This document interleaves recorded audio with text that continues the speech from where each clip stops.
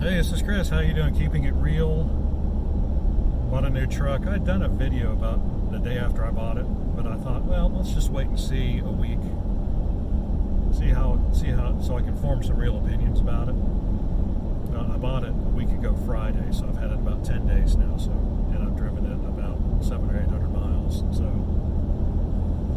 a couple trips down to Raleigh area, a few trips up into Virginia. So I'm getting a feel for it. The first thing is, first of all, it's a 2017 Ford F150. It's dark blue. It's an extended cab, which means it has room behind the front seats for some rather small seats, so people could squeeze in there if they wanted to. I just wanted I wanted some space behind the front seats where I could put things. Not that I think I'm really going to be carrying passengers a whole lot, but now that I've gotten the truck and it's got a really nice cover on the bed, I've decided I'm not going to buy a toolbox. So I'm glad I went with an extended cab. So I am going to buy some toolboxes, but they're a different sort. And when I buy those, I'll do a review on those because they fit inside the bed of the truck, but don't get in the way of anything, which is an interesting proposition. So it's 2017 Ford F150. Has 27,000 miles on it, which was the main reason I paid more for it than I probably should have. Let's just say I paid more than $25,000 for it because that was initially my budget, and I went over that by a little bit. Actually, more than I wanted to, but it was really difficult. It was really difficult to find a truck. They're just in such high demand, and I think with all the stimulus money out there, people are just buying stuff. I mean, it's like, well, anyway, I don't need to get into that.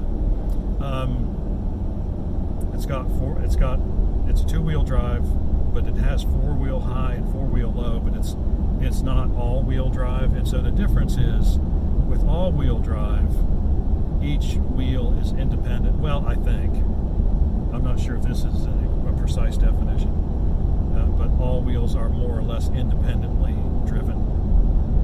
When you put this thing into four-wheel drive, each of the two axles is locked together, and so you don't have any differential action on it. So it's really not four-wheel drive to be driven all the time. It's four-wheel drive for when, say, it's snowed, or you got ice, or you're off-road.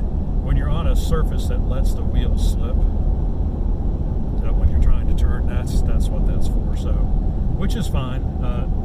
Didn't really need all-wheel drive, and really wouldn't want the extra complexity associated with that. I had a Jeep. I used to have a Jeep. It had four-wheel drive. It was the same thing, except it just locked all four tires together. But when I needed four-wheel drive, it was really nice to have, and I've missed having four-wheel drive on a vehicle now for about, I think it's been 14 years. It's got a 3.3 liter, what they call an 3.5 liter, EcoBoost engine V6.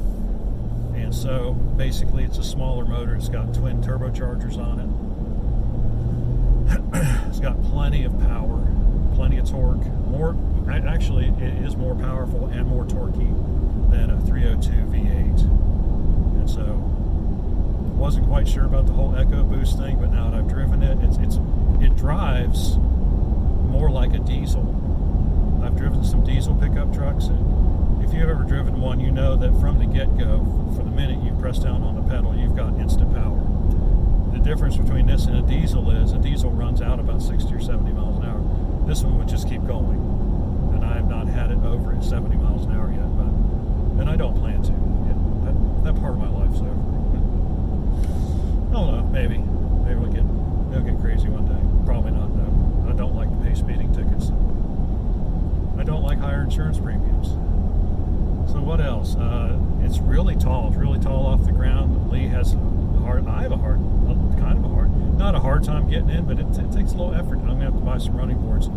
Lee, bless her heart, she really has to lever herself up in here, and she just kind of jumps out when she gets out. It's kind of amusing. Don't tell her I said that. What else? It's roomy. It feels huge. I've been driving a Camry of one sort or another for 15 this thing, it just on the road, it feels huge to me. You know, I have to keep looking at my mirrors to make sure that I'm actually in the lane I'm in. I'm not. That's one thing I've not. My body, my brain has not adjusted to that yet. Where am I exactly on the road? I know about where I am, but not like I knew when I was in the Camry. And so I think it's going to take a couple more weeks to get used to that, but that's not a big deal. The ride's pretty good. It's a pickup truck. It's not as good as the cars were, but it's still good. It's got a 6'8" bed with a nice, I don't know if it's rubber, some kind of fabric cover over it, waterproof fabric cover over it. So it keeps I can put stuff in the back, and if it's raining, it won't get wet. That's nice. It's not too complex of a truck. It's got regular, mechanical seats. The air conditioner is just like a regular. It's not climate controlled. It's like the buttons like you would normally see, or like I would normally see. Although my last Camry did have sort of automatic climate control, it didn't work very well, but it still worked. Got all the gauges. Interestingly enough, it's got a transmission temperature, transmission fluid temperature gauge. So I guess that's for when you're towing. So you keep an eye on that. And it's got speedometer, tachometer. Got a nice little like a little LCD display of all kinds of little different functions. I keep it on the one that indicates how many miles per gallon I'm getting currently, and it'll tell me, and it's pretty accurate, how many miles I have left. I'm getting like 20. Let's see, right now I'm at 21.8 miles a gallon, which for me, my expectations for a pickup truck, the last time I drove a pickup truck, which was the last time I worked construction, which was 14 years ago, 12 years ago. Well, 14 years ago, I had an F150, and it got about 17 overall. So this is a market improvement, and this is a much bigger truck. It's just much bulkier, much heavier. I kind of like the looks of it. I'm not a huge fan of the let's make pickup trucks look like big trucks, like semi-trucks craze that we've been going through, and I think that's being reversed, but it's still a good-looking truck. It's not as bad as the Chevys are. Chevys are just crazy. Like they're like a big brick, or with a grill on it. But anyway, let's see what else. I think that's about it. I think that if you have any questions or comments, leave them in the section below. If you have any questions about this pickup truck, or if you might be, there's a guy I need to keep getting away from there. It's got a big piece of equipment on a small country road. I made it up. Now see, ordinarily that might have caused a bit of panic, because last week it would have caused panic. This week it was just, okay, I got over it. See, I'm getting used to it. Getting used to the feel of the truck. What else? I think that's really about it. It's like I said, if you have any questions or comments, if you're thinking about buying a pickup truck, you want some tips about buying a pickup truck, go to a dealer.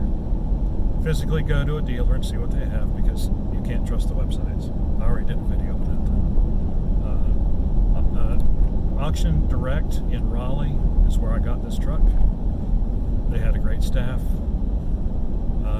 If it hadn't been for the 3,000 pages of paperwork that had to be filled out, it probably would have only taken about a half an hour, but it took about 2 hours instead. I think that's it. All right. If you have any questions or comments, leave them in the section below. Like and subscribe. We appreciate when you do. And we'll see you on the next 4-wheel video.